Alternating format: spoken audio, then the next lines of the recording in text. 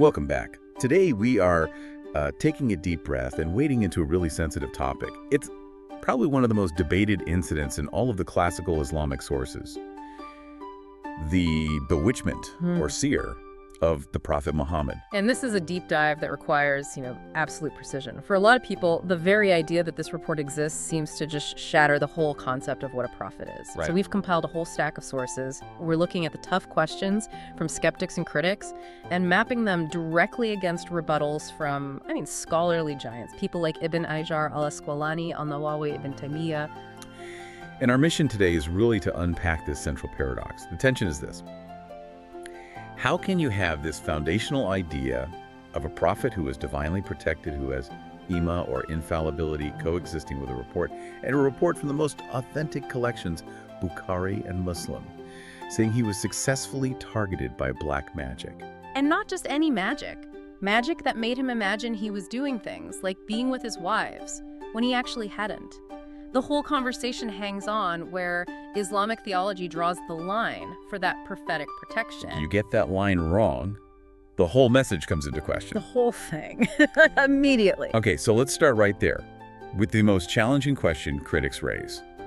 If the prophet could be under a delusion, if he could hallucinate even once, how can you trust the revelations he delivered? This is where we have to get really specific with the terminology, especially the word ima infallibility. The scholarly response, you see it very clearly from Ibn Hajar and Qachoy, is to draw a very strict theological boundary. A line in the sand. The line in the sand. They say the prophet's infallibility applies only to conveying the message, to receiving revelation wasi, and to religious law. Yeah. Strictly that. So it's protection for the content, but not necessarily the container. Is that a fair way to put it? That's a perfect analogy. It explicitly does not apply to his purely worldly matters.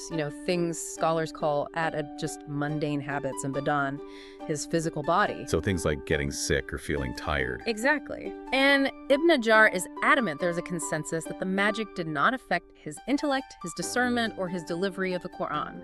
The effect was contained, it was a sensory perception issue, and only related to private bodily functions. That distinction is critical for the theology, but, it still leaves a question for skeptics.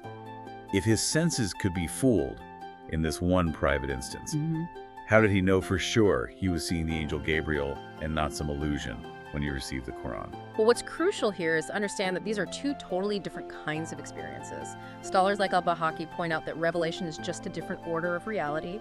It's externally verifiable, it's consistent, and it's guaranteed by its own divine protection. To the verse from the Quran. Right. Indeed, we sent down the message, and we will be its guardian. That's Quran 15.9. So the sensory illusion from the magic was, very specific, very personal. It was totally distinct from the high faculties, the heart, the mind used for receiving wallahi. Those were guarded. So if his mind is like a huge computer operating system, Yeah. the magic was a tiny bit of malware that corrupted one single non-essential file, while the core OS was completely firewalled and secure. That's a great way to put it. It targeted a very specific low-level physical function. The legislative and spiritual parts were left pristine. Okay, let's shift gears then, because that handles the theological side. But modern critics come at this from a completely different angle, the psychiatric one. Oh, absolutely. They look at the description, imagining actions that didn't happen, and they say, doesn't this just sound like delusions? Like schizophrenia or maybe temporal lobe epilepsy. Right. They're trying to retro-diagnose him. And this is a major talking point today, but what's amazing is that classical scholars like Koya and al-Nawawi basically preempted these arguments centuries ago. Really? Yes. They strongly rejected these kinds of analogies, and their arguments really break down into three key areas: the cause, the scope, and the outcome. Okay, let's start with cause. How do they separate magic from a medical illness? So the difference is the source. The scholars are very clear. This was an external temporary affliction. It was the real metaphysical effect of magic, not some chronic internal cognitive disorder. Who came from the outside? Exactly. Psychosis is a breakdown in internal brain function. Sior, or magic, is understood as an external force acting on the body. One is endogenous, the other is exogenous. They even name the sorcerer Labid ibn al-Alam, a clear external agent. Okay, that's cause. What about scope? How do they argue it wasn't a total breakdown of his reason? The scope was just incredibly narrow. It was limited only to that one specific bodily perception about intimate relations. If this were actual psychosis, you would expect to see a total breakdown. Incoherent speech, can't perform his duties, religious confusion. But the historical record shows none of that. None of it. He was still leading the community, praying perfectly, giving rulings, having complex conversations. Al-Razi says it clearly. Seer affects perception and imagination, not reason or intellect. It was contained to his private life. His public prophetic duties were never compromised. And that leads to the third point, outcome, which feels like the strongest argument. It is. The outcome was a complete, full, and immediate recovery the moment the spell object was found and removed. The magic was undone, and the affliction just stopped instantly. That is completely inconsistent with chronic illnesses like schizophrenia or epilepsy. Right, those need ongoing medical treatment. You don't just find the comb and it's over. Exactly. But here's a more subtle psychological angle. If he thought he did things he hadn't, doesn't that suggest he was capable of, say, confabulation?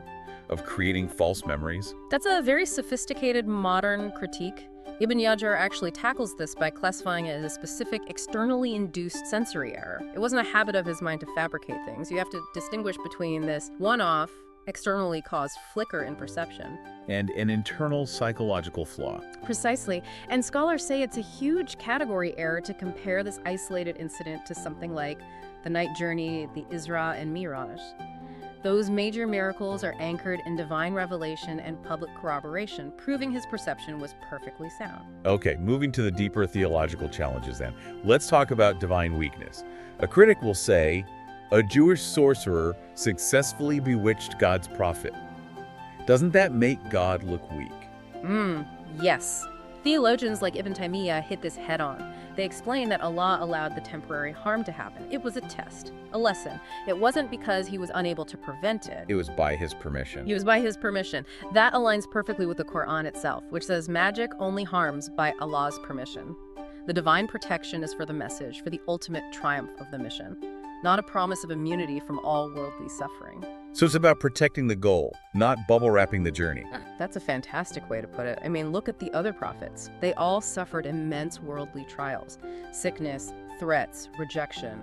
This just places the Prophet Muhammad firmly within that prophetic tradition of suffering, which actually makes him a more powerful role model. So what was the wisdom here? Why this specific trial? Why allow the seer at all? Scholars like Ibn al-Qayyim list a few key wisdoms. The first is maybe the most important. It firmly established the prophet's humanity. His bashar, it was a powerful antidote against his followers later trying to deify him. He got sick like any other human. He did. Secondly, it became a real-world lesson for the community on how to practice ruqya spiritual healing. It's like a divine case study, a playbook for how to deal with these things. And that leads right to the third point, the cure itself. Exactly. It demonstrated the incredible power of the Quran as a remedy. The illness was the direct cause for the revelation of Surahs Al-Falaq and An-Nas, the two chapters for protection, the Mu'awwidhatayn. The problem became the vehicle for the timeless solution. But on that point of the cure, critics ask why 2 new surahs were needed if he was already protected. And why did he need people to go find this spell object? The comb and the hair in the well. Doesn't that suggest the protection failed at first? No, it actually illustrates a beautiful balance in Islam. The balance between trust in God, tawakkul, and using the means, asbab. The mu'awwidhatayn are the divinely ordained medicine. They are the means. It's not an admission of failure. So God provides the cure, but you still have to take the medicine. You have to take the medicine. Allah revealed the location of the spell through angels, giving him the knowledge, and then the prophet acted. He sent his wife, Aisha, and a servant to retrieve the object. So it's a lesson in combining faith with action. It's the perfect lesson. You combine absolute trust with practical human effort. Pray for guidance and then act on it. That makes so much more sense. Okay, let's talk about the tradition itself. Why on earth would the early collectors, especially Bukhari and Muslim, include such a seemingly damaging story, one that critics pounce on? Well, scholars say that this transparency is actually the greatest proof of the tradition's intellectual honesty. Their job wasn't to create a sanitized, PR-friendly biography. Their goal was to record the authentic truth, no matter how complex or difficult it was. So admitting the difficulty actually reinforces their credibility. It absolutely does.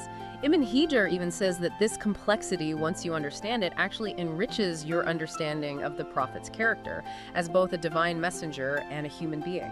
What about the details? The comb, the hair, the knots in the well. It sounds a bit like, local folk magic. Does that undermine it? Quite the opposite. Those details actually confirm that the method used was recognized as real sire, and that specific detail about the knots, it directly connects to the cure that was revealed.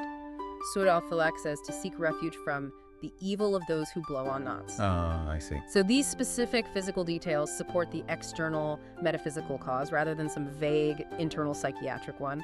Okay, and finally, the safety net. We have to be absolutely clear on this.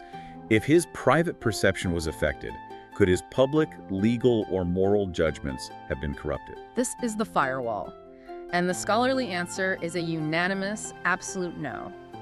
The affliction was contained to that one specific private perception.